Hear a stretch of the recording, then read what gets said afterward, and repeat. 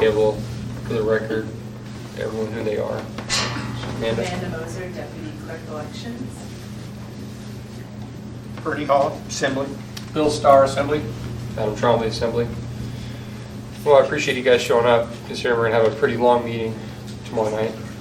I'm assuming we will, but a couple of things I wanted to discuss was, initially, reason for I called the meeting was to discuss the mail-in ballot ordinance that we have, and there seemed to be some conflict with that, which has been worked out. So I won't take any more time on that. That's been worked out. But I did want to discuss, since we're coming up on the April election, just wanted to know if there's anything that the Assembly can do for you guys, where you are in the process.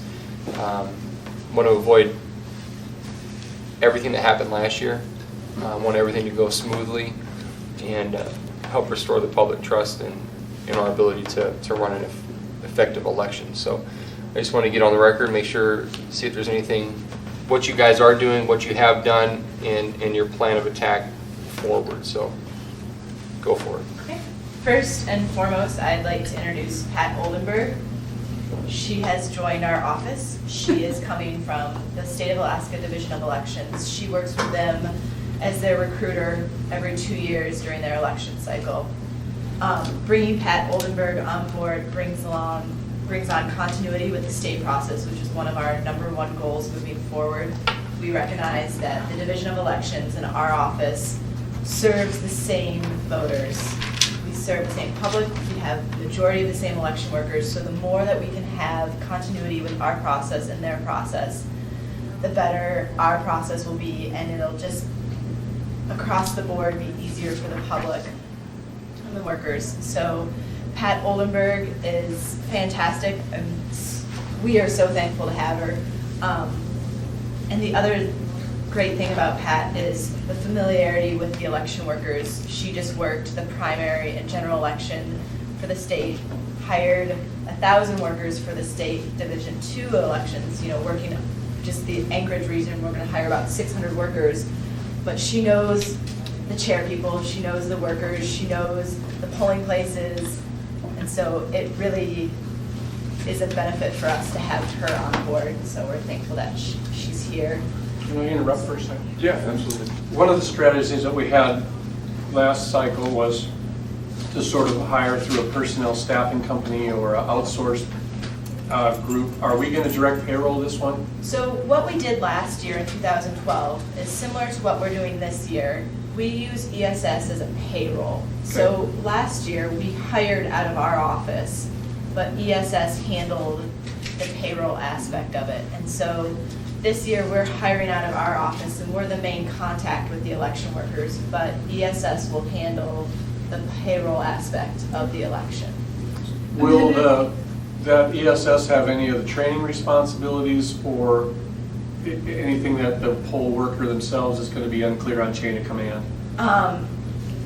No. ESS will be with us at the training if people have questions with paperwork and stuff like that, but for the most part, our office will be the main point of contact with the election workers. Should someone have an issue with their paycheck or anything, they can contact ESS.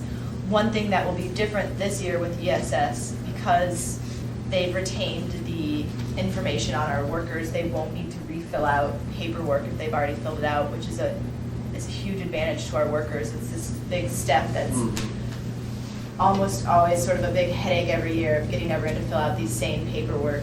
It's your I-9 and your verification of citizen status. And But do yes. these get the 1099s? Do we have to actually issue 1099s for some of these workers? Did you know, I do not know the answer to that. They're filling out a W-4. So they W-4 probably are going to W-2. get they're not going to get a 1099, they're going to get a W-2. I just look at it from the, not so much that technicality, I'm comfortable with the paychecks and all the Yeah. other stuff, but there can't be any, the night of the election or the days leading up to it, there can't be any inference that, just because they're not your boss, you're sort of the boss or Yeah. the leading chain of command. And there was a little bit of fringe speak during the autopsy of the last election that spoke about how you know, how perhaps they were involved or didn't communicate clearly, or the training, or blah, blah, blah. So I would want to make it clear that what you just said is actually communicated to those folks, so there is no question. Yeah, and I think, you know, we've already sent out the first letter, the chairperson letter of agreement, and we've already been working with the chair people along with election workers out of our office with Pat as the main contact. And so they call and they talk to Pat. Right. And we haven't even begun discussing the ESS aspect with it too much with our workers so far. That's fair, thank you. So I'm just gonna jump in and tell you a couple of. Just for the record, Barbara Jones, municipal clerk. So Amanda and I have developed a couple of overarching principles. And are you gonna mention those? Yes. So I'm gonna let her talk to you about those overarching principles because that is the rationale behind using ESS again this year. I don't dispute it. I'm comfortable with that fact. It's not, you know, why burden our folks? It's probably an outsourced service that's cheaper than our guys can do it. But we'll get to that. Fine. So sort of the things that we run filter through everything we're doing in elections this year is continuity with the state process is one of the main ones. And the other one is how does this best serve the public? Just keeping in mind that, you know, we serve the assembly and the assembly serves the public. And so our goal is how can we best serve the public? And we think that, you know, going back with ESS this year, having all the forms from the returning workers already on file takes this one small step out of the process, and it works well. So I'm going to ask another question. If the election was today, for example, and 2 poll workers slipped and fell and broke their arms, who pays the workman's comp? I don't know the answer to that. I anticipate ESS because they're ESS employees and we're paying a payroll burden to them, which should cover those costs. Right. So one of the things I'm just going to elaborate on is, and you both alluded to it, is we want this election to be different. So since Amanda and I are both new, how are we going to make sure that we don't have the problems that we had in the last election and that we make it work well? So one of the things that she and I have decided is we're not going to change anything unless it needs to be changed. So we have to have a really good rationale for changing it. Without being too blunt, you've already changed it to a positive way with bringing on talent, or whatever we're going to call PAC, as opposed to saying you can do your day job. You know, Amanda works hard, you work hard, and then, you know, seem to be second fiddle that we were going to run an election. If that's her primary function, you've already made the right answers for that difference. And so when you say it doesn't need to be changed, you've made a change, and I'm duly appreciative of that.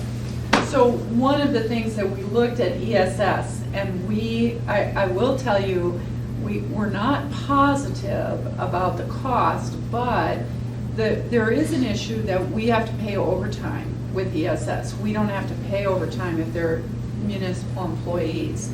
So we don't exactly understand what that cost is, but we're going to have to evaluate it in the future and see, is the extra work for our internal folks to hire those 600 plus people worth what we're paying in overtime. So we're going to evaluate it, but this year we don't want to figure that out. We don't know if it costs more to go with, you know, this contractor or not, but we need to keep as much the same as possible that worked, and then we need to fix what was wrong, like you said, having Pat. I'm not a labor attorney, but one of your aspects on overtime is anything, of course, over 8 hours in one workday. That's the one benchmark, but government allows you to have work agreements or work contracts with your workers. That's how the 410s or the 312s functions into all of that. So, you know, whether we're actually obligated to overtime,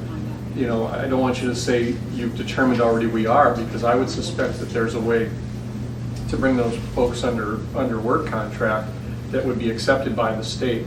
Have you had any exposure on that, Pat, as terms, the work terms that you're, you know, meaning that the workers would actually sign a work agreement that says, hey, I'm okay, because I know I got to work 12 hours today, I'm okay without the overtime? Have you had that? The work at Oldenburg. The workers always, with the state, know they get the flat rate the whole time. The state has never paid overtime because the state's rule is 8 hours a day, but it has to be over 40 hours a week before any overtime can Sure. accrue.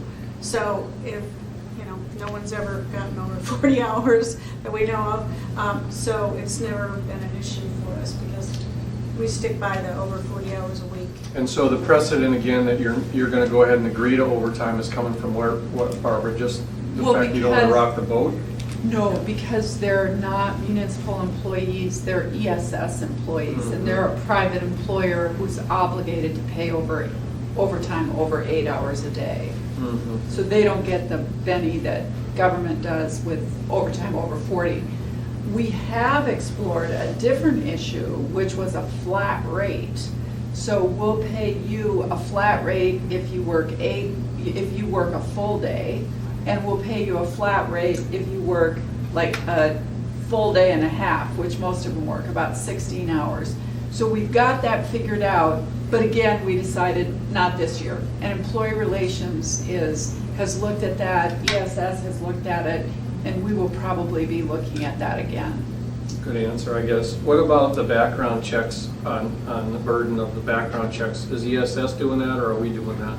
Well, ESS doesn't have a requirement to do a background check, so that doesn't happen. So here's another way to look at the requirement to be an election worker. There's probably two, but the one kind of subsumes the second. You have to be a registered voter in Anchorage. It pretty much solves all of the issues. Mhm. If you're a felon, you can't, most Get a- felons, obviously, you can apply to get your voting rights back. And if you do, so much the better for you. But that, for us, subsumes that requirement. And ESS, as far as I know, is not doing background Mhm. checks. Can we mix the two, the flexibility ESS? Can we, for example, say that the poll chairmans or those folks that we kept bringing up to the microphone for their testimony on their poll status, or, I forget the title you call those folks, but could we mix the two? The general labor could be ESS and your primaries could be municipal employees, or are we not thinking that's an option?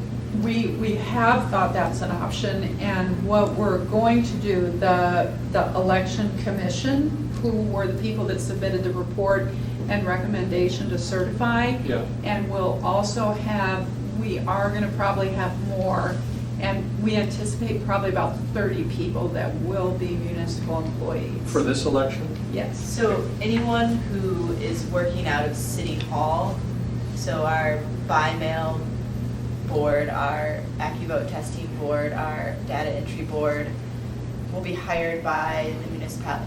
I think that we will hire them, and then anyone who's just working election day will be hired by ESS, is what we've been discussing. I guess no decision has been fully made, but anyone who's here in City Hall and working more long-term with us, we have a lot of people that are here with us 2 to 3 weeks before the election and about 2 weeks after the election.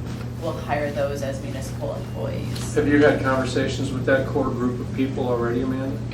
Yes, we have been talking on and off. We're having we've met the new members of the election commission, Barbara and I and the chair, and then we'll have our first meeting with the election commission January 30th, and then I've on and off been talking with a few of the members, especially the ones that have been with us for a long time. There's a couple members of the by mail board that have been with us 10 plus years, and big changes that I'm proposing, I've been running by them to see if it works with their process. I don't want to make any change that drastically changes something that another group has to do, so I've been really using their institutional knowledge of elections and bouncing things off of them. Deputy clerk role here and primary clerk role here, when we get closer to the election, are you finding, because one of the observations perhaps in the other was there was a big workload, you got, sometimes you got first quarter budget reviews, you got a whole busy agenda. Amanda works hard every day in those duties as well. Do you think you have that with Pat, enough labor sharing going on that the rest of the work still gets done up there, and yet we still say that the election's the most important thing going? I mean, how do we Well- communicate that message, Barbara? That is a good message, and I admit I've had a couple of wake-ups in the middle of the night, and this weekend, the wake-up was succession planning. What happens, can I tell them what happened yesterday? Amanda fell yesterday. What happens if something to me, and what succession planning do we have? So that was my wake-up this weekend. Amanda and I are gonna have a discussion about it. We're covering each other, is one of my goals in the office is, so for example, Tina Passini and Lisa Schlusner, they're each other's backup, and they know that, and they cover each other. And then as far as business licensing, Anna and Amanda are backup, but we're still a little bit thin, and we're all learning, so I admit that is a concern of mine. If I go down or if she goes down, we're gonna be hurting. And so we need a little cushion there. And yes, Pat is great, but everybody in the office is gonna need to step up. And we need one other person Okay. that isn't us to help cover in case of emergency. Well, the earlier into the game would make sense, so that, it's not, and that was my observations were a delicate way of saying there shouldn't be really somebody that's the only thing going. Barbara and I are communicating Good. back and forth on almost every decision, and then things that are produced out of our office, I produce something, I'll have Pat edit it, I'll have Barbara edit it. Elizabeth has been really involved and very helpful so far. She's got an excellent eye for editing, so everything, there's not just one person doing one thing alone, sort of the silo. Everybody is sort of aware of what people are doing, and we're working together. And then, someone will go off and work on a project, but then bring it back. Well, be sure you speak clearly to this chairman here or this chairman here if the resources are getting too skinny because you're dealing with a million other things on the agenda. And some of that city stuff is you can actually move it from one meeting to another and the world doesn't fall apart. So, keep sensitivity to the fact that, we don't want a perfect storm going online because we've got 4 other big agenda items coming on. Well, I'm going to take advantage of your offer. I have talked to the chair, and one of the big vulnerabilities that I see that we have is Lisa doing the minutes at the assembly meetings. She's going to work until 11:30, probably tomorrow night. And so then we have an overtime cost for that. And the way I've always done overtime before is and everybody in the office knows this, I let them flex out. So I think you may know Heidi watches the meetings, and then Heidi usually takes Wednesday afternoons off.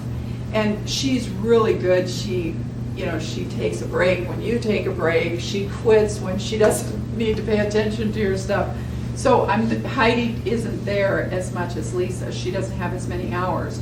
So I have talked to the chair that I think we desperately need a part-time person that will take over taking minutes at the meetings, taking the minutes, and then producing the minutes. Because as you see on your agenda tomorrow We just need to night, have legislation that says video record is the minutes. We're getting so close to that, it's crazy. so that's one of the Okay. issues that we Well, are. and maybe that's not a permanent, long-term person, that's just somebody that helps you for the next 3 months too, I don't know. I'm not wanting to wake up one day and go, where did all these people come from in the clerk's office? And I'm open to that it would be a temporary position because we don't know right now what we need long-term, so. What we're doing is every program inside the clerk's office, we're building redundancy into it. Backup for Heidi, backup, so, Yeah. we don't get caught where. Well, the answer that you had sort of a team effort going on with the election is a new Yep. theme. So I didn't mean to maximize your presentation if you had one, but I I only have those key points, really, there isn't a whole lot more. Everyone's gonna wanna know, is there enough ballots going out and all that, but I'm not even gonna talk about that. That's your leadership and you can do that. Just a few other points that I wanted to highlight, and then I'm done. One major change that we've done is there's been feedback for years on the training program that it was hard to hear. It was always held at the Marston Library, or auditorium in the Lusac Library. There's a faulty sound system. There's been 4 training sessions for 600 workers, so you have about 150 people at each training session. And so one thing that the state of Alaska did this year, and I worked as a chairperson for the primary and a field worker for the general election this year, and I had worked as a chairperson in 2010, so I have familiarity working with the state of Alaska elections, is they switched their training program to a small classroom style. And so we will go from training, which was 4 classes with 150 people each, to 16 classes with about 40 people each. We're capping them at 40. We'll have it held here at City Hall. We're gonna set this up classroom style. We purchased tables and we have chairs to set up. And we will connect with our election workers on a more one-on-one basis with just 40 in the classroom instead of 150 across the auditorium, where people are, a little nervous about asking questions, or when people did ask questions, they weren't repeated, so no one knew what one person was asking. So that will be a big change for our office. It'll go from having just 4 training sessions to, so it'll be about 10 days of 2 trainings a day. So it'll be a little bit intense, but it'll best serve the election workers and it'll best serve the public in the end. So it's a change that we're really excited about. Where does everybody park on a day like that? We have, I've worked with Easy Park everyone will bring in their ticket. They'll be able to park in the garages. They'll bring their ticket in and we'll validate it. And Easy Park is gonna give us a discounted rate, $1 for every punch. So for a cost of $600, all of our election Problem workers solved, can yeah. park downtown. Perfect.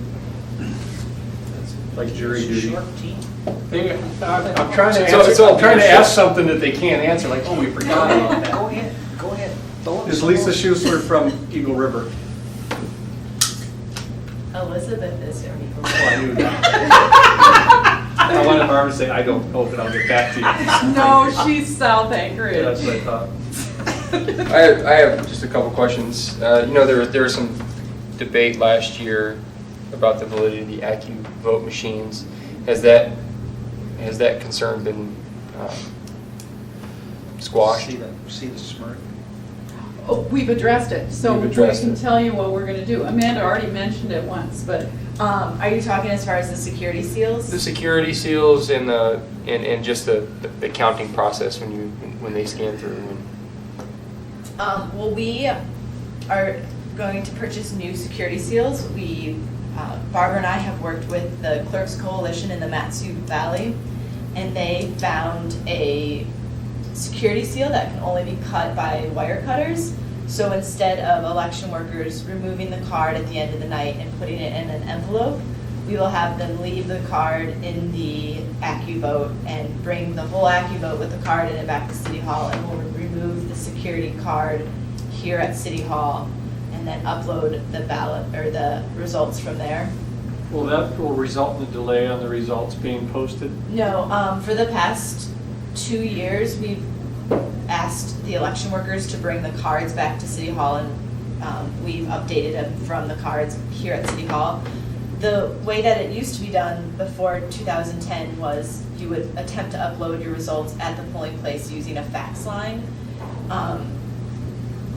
Most people were not able to transmit their results with the fax line. As a matter of fact, I had asked Pat about this because the state still requests that you upload. And I know when I worked as a chairperson for the primary, I tried to upload and it was not successful. And I had asked her what percentage of results were actually transmitted from the polls, and just a handful, was that correct? Yeah, it's getting less and less where the facilities are So making a data port available to plug our machines in. So we just tell people, don't worry about it, bring the card back, we'll upload it. It's actually faster. it's faster. They still People have to come back. attempt to upload and will continue attempting for a long period of time, and we found that it's just faster to wrap up the equipment, bring it in, and once it gets to City Hall, it's 30-second process of inserting the card into the database or into the computer that we have here on site, and from there. Not just the driving time for my precincts are the issue for some So, of that. and we had worked with that in 2011 and 2012, having the distant polling places upload results. And so I guess that will be something that we'll probably continue to discuss going into this one, if we want them to upload their results. And I should probably look and see who actually was able to upload. Because I think it's, the big issue is, you know, yes, the distance, you know, even Girdwood coming up from there is an even longer drive.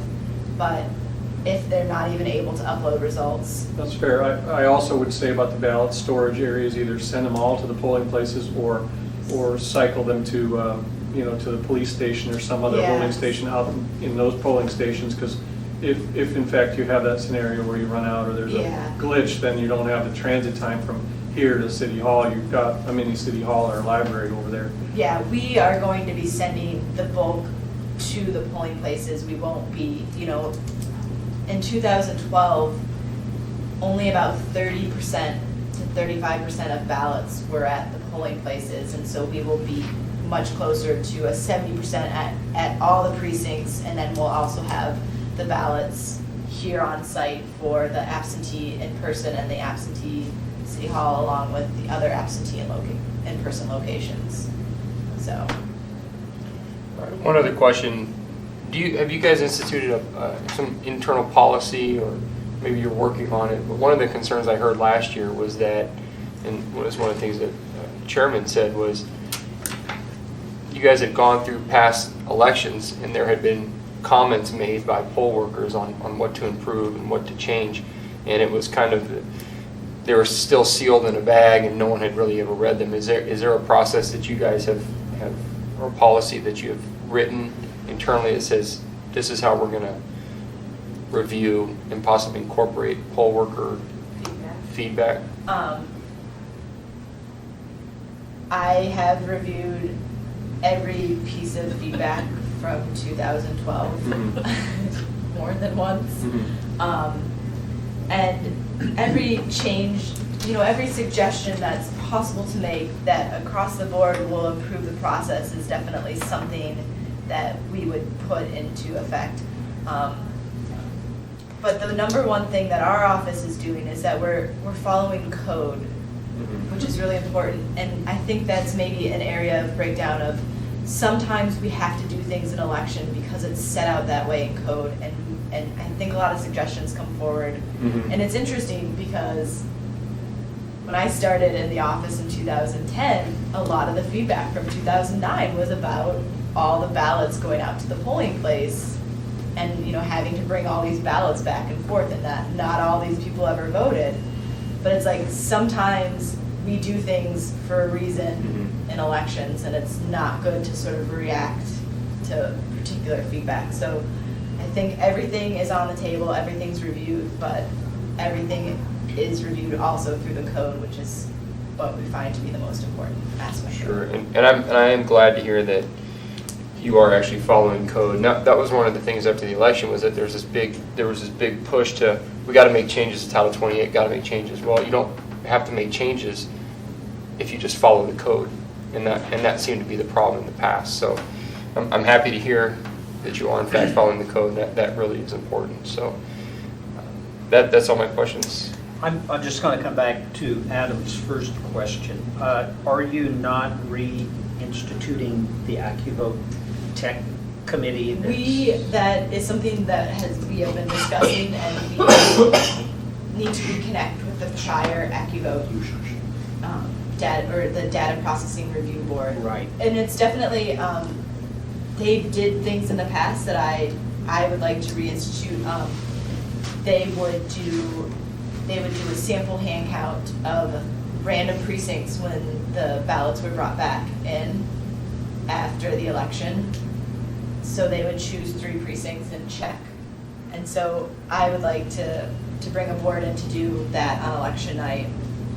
And then I need to also speak with the prior members to figure out what they did before the election. But yes, that's one thing that we've discussed, that we will bring back that. Those are mayoral appointments, right, to that, or what's? No, those are, actually they're mentioned in the code, but it's clerk appointment. Okay. So the Data Processing Review Board and the AccuVote Testing Board would be appointed by Amanda and I. Is it confirmed by the assembly, or is it? You know, it's not, Okay. but we'll do an AIM to let you know Okay. who it is. Appreciate it. Can we be done with that for a second? Because I want to talk about it. Yeah, Ernie, are you done with that? Yeah, I just wanted you to know. No, I appreciate that. That we're testing the machines. So as far as printed updates, we have this meeting on record. Is there anything else that you could, I don't want to make the assembly have a responsibility to stay in tune, but your suggestion on how we communicate that sort of all is well without saying all is well, or, you know, what I wasn't comfortable with was the perception that the assembly didn't have a responsibility to have a good election. Yeah. You know, kind of came right down to it. That will come through Adam at a committee report at a meeting. And I guess the question was in when's the next summary of what's happening? I don't know if we have to bring you here for a grilling like this, like, we expect you to do your job and you are doing your job.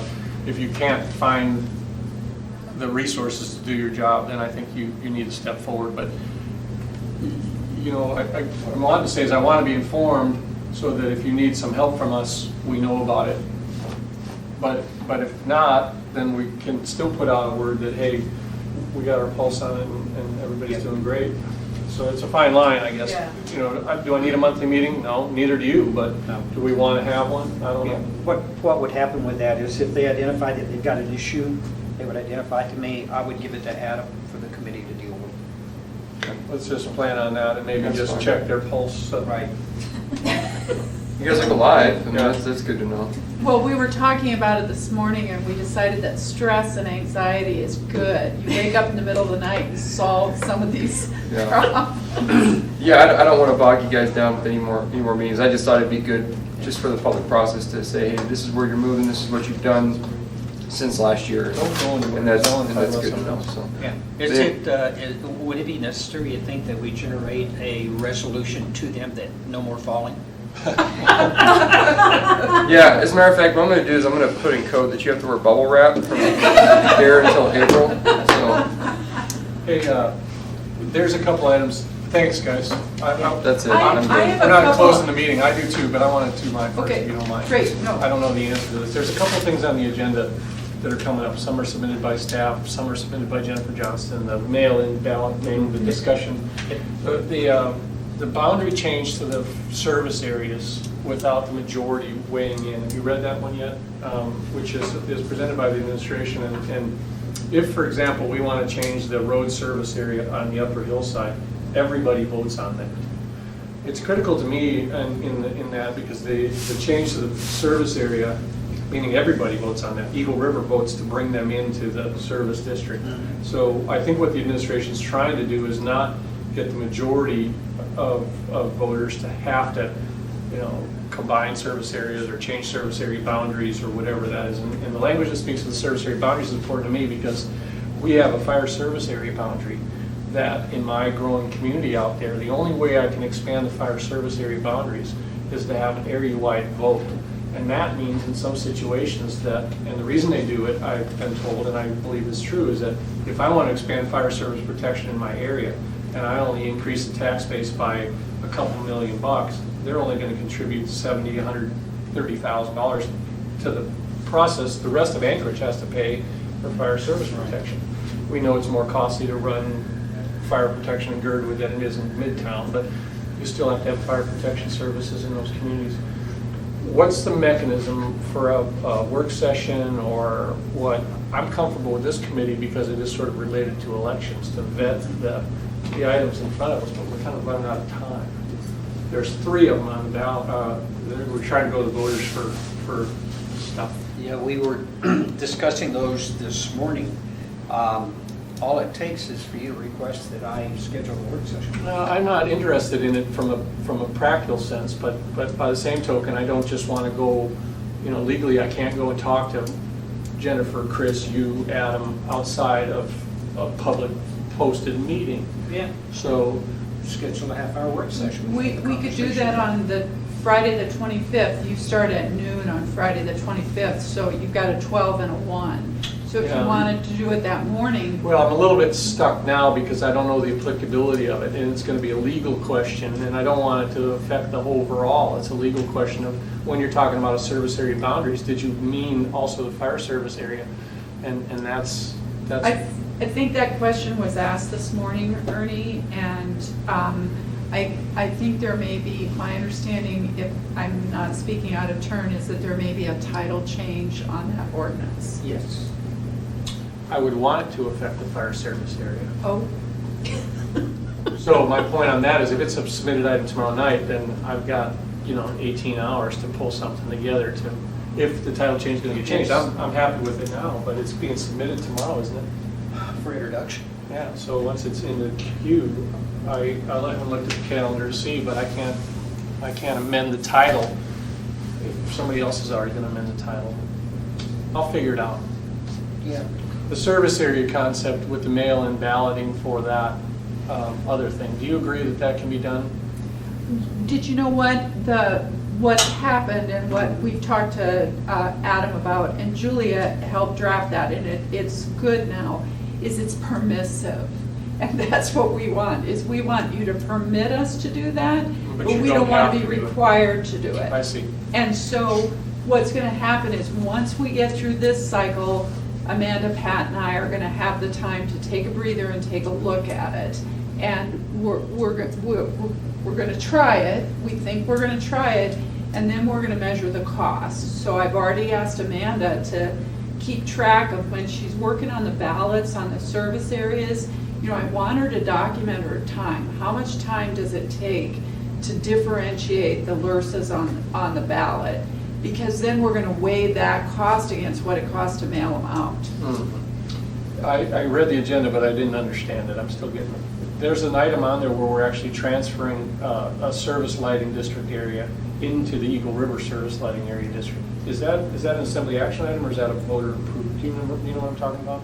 I know what you're talking about, but I don't know the answer.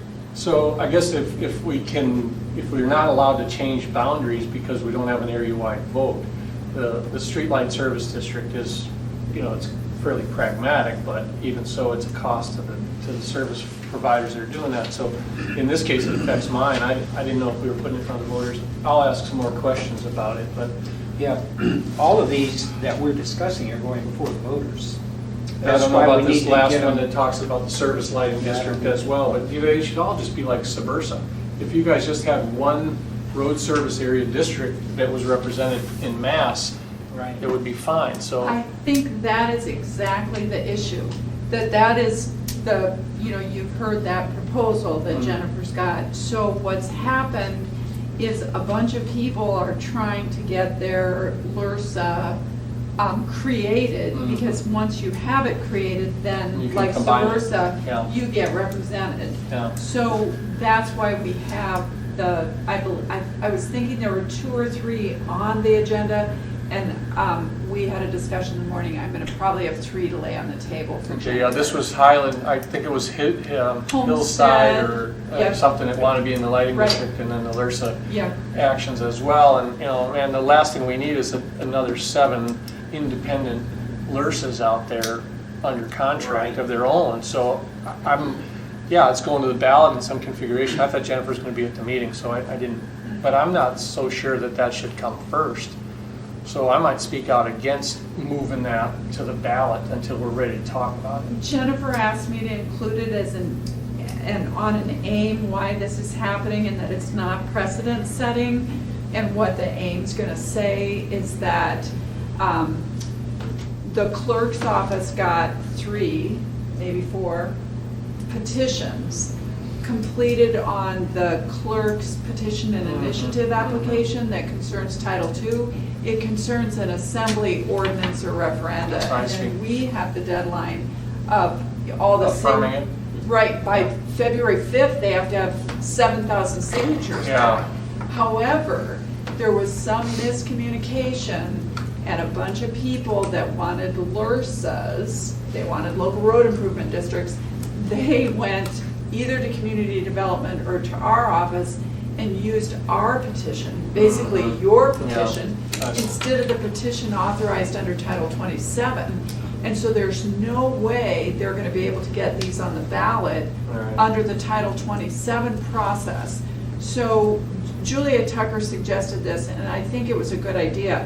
I mean, essentially, we would be disenfranchising a bunch of citizens who thought they were doing what they Right. were told to do. And so Jennifer agreed to sponsor that legislation. And tomorrow is the Okay. deadline to introduce. I know. It has to pass by the 29th to get on the ballot, and that's all we're doing. And that's how we got involved. All right, well, that answers a lot more back, because we got to act tomorrow night. I'm running out of time to ask the questions. You answered it, but I don't agree with it. Opinions vary. Well, I mean, a combined LRSA map and the strategy to go down to a combined LRSA map would be what I'd like to see as well, as opposed to another 9 individual LRSAs. It's costing the city big money to have independent contracts. All right. So. So I have 2 other items. May I mention the other Absolutely. 2 items that Yeah. I have? One of them is contracting, and I had talked to Adam about contracting, and we have, one of the things that Amanda and I didn't want to do was make a lot of changes with contractors. So we've talked to purchasing, we talked to some of the other clerks, and we'd actually had a proposal to exempt elections from the Title VII competitive bid process. But we met with purchasing, and they said, that is not such a good idea, and we have a better idea. And so their better idea was, It's in reference to Title 21, then. their better idea was to do a blanket sole source contract. And so this is just a draft. We don't need to do it this year because we've got it all covered this year. And next year, you're gonna see a blanket sole source draft for elections in or about December. And that's the way we solved our election contracting. Is there a budget for that? Yes, we do have a budget, and I think that may have been one of purchasing's requests, is to put the budget on this. They didn't want us to do an amendment to an ordinance, because if we did an ordinance that exempted elections from contracting, the assembly wouldn't have to approve it. So we do want you to approve it, and there will be a dollar amount. I'll kick it back to the Budget and Finance Committee. We'll get to it about March 20th. Would that be okay? Is that enough time? That'll be plenty of time. You We're want not- to challenge, we're going to hold we're back the not- money, you don't get it. But we're not dealing with it until next December, Anyhow, so. no, I was All right. joking on that. As long as you have, what do they call that, SEE or some sort of, not summary of economic effects, but forecasted blanket Right. amount. And don't just ask for $100,000 more because you think you're going to need it. If you need a supplemental appropriation, please do. And if you need one now, please ask, because, that's the last thing we want to do, is be accused of saying, we don't want to give you $20,000 to do the job right. Thank you. So- The last item I had was, I wanted to tell you about a circumstance where we did work with the state, and I think this is an important election update. And do you want to just give them an update about our meeting with Hal and Gary Gillum? Yes, one thing that our office began talking about shortly after the situation in Connecticut was safety and security at our polling places, and especially at our schools. We have 62 polling places that are schools. And how do we protect the children in the schools and the teachers when we are inviting the public in to use the facility throughout the day while school is in session? So we quickly started to form a working group, and we contacted Hal Homer, the risk manager, Safety director, officer, yeah. excuse me, for the city. And then we also worked with Gary Gillum from the Anchorage Police Department, and we invited the State of Alaska Division of Elections, Region 2 Supervisor Julie Hussman, to the meeting to discuss how we can maintain safety and security at these polling places on election day. We discussed resources that the city currently has for this, and one couple decisions that we've taken away from that is we are going to have an additional co-chair. So we already have a chairperson at each election, or at each precinct, and now we'll have a co-chair who will be assisting the election, or the chairperson throughout the day, but their other focus is going to be the safety and security of the polling place. So we're just gonna ask one of the election workers to be aware of who's coming and who's going. And then we are going to, in training, it's the mix of letting people know to be aware without sort of instilling fear in them. So we will introduce the co-chair who's in charge of security and safety, and we will also remind people if they see anything that's slightly suspicious at all throughout the day at their polling place, that the first call should always be to 911. And just letting people know that that is okay to call 911. It's a service that's there, because the faster that they can have the reaction time to any situation that come up, the better it is. So I don't. And any more details than that, we'd like to keep confidential, since it does involve safety and security, but there are some really good things that we think are gonna happen. And as they are fleshed out, we probably would be able to share them with you in executive session. Well, I'll just speak out loud. I mean, we have a school resource officer policeman that's dedicated to schools. We ought to get those groups. There's 32 of them, plus a supervisor. There's 32. Those guys are paid to be in the schools. If it's not that school, maybe that day they move over to that school. I mean, that's a resource right out of the gate that makes a lot of sense to me. So, and those are things that we are working with. I think the concern is the 62 polling places and then sort of limited, and then the polls, granted, schools only in session from about 8 until 4, but working with the Yeah. fact that people will be in and out of the school from 7 Well, until it's a fair 8. topic to address. I'm happy you did it, but it's, Yeah. So we are attempting to utilize those resources also. Well, I do have one other question. No, yeah, that was all I had. Okay, as far as poll workers, you don't foresee any shortage? I know there were some challenges last year that I don't want to work for a private contract, whatever. Their concern was recruiting. Are you good on recruiting? So I'll break it down what's happened. Pat worked with the state for the primary and the general election. We lost about 10 to 15 election workers that did not want to return because of the election, the spring election 2012. They restaffed, they found other workers. And the big issue that we're currently facing is the aging of population of our poll workers. We are having a lot of folks retiring, and so we are attempting to hire new workers. We have, how many polling places we're still looking for chairs? 3. So we are kind of, Pat sent out the chairperson recruitment letters in December, and as people have been out of town and still coming back, we're getting a few phone calls of people who are no longer interested in being an election worker. We are working on sending out a press release this week, and I think, we're always recruiting. Pat's always recruiting. She's always telling people about working elections, and I think that it can also be a topic of conversation for assembly members as you go to your community councils and as you are interacting with the public. It's a great way to be involved in this community of Anchorage. It's a great civic engagement. So I think that we're trying to, and a more long-term goal is to be a more active, present voice in the community, encouraging people to be involved in elections. I've worked with the state 2010 and 2012, and it was a great experience. It was a practical learning experience, but it was also, I worked at the polling place for the community that I lived in, so it was really great to meet my neighbors and sort of connect with all these people that are in my general vicinity. So it's definitely a great way to be involved in Anchorage. do you have any more scattered questions, or did you get them all? No, but you're off the committee now. I'm done. All right, we're adjourned. Thanks. Thank you very much. I need you for a minute. Yeah. Yeah. Yeah. I'd ask you to come back, but I know you won't show up. Tomorrow anyway, night, so- write down your comments. You know, it was a draft. I'm not, I don't have any extra copies, and it's not gonna be around this. now, Oh, my gosh. I'll go get the bulletproof Next- vest up. next- All right, well, we'll go beat the dust.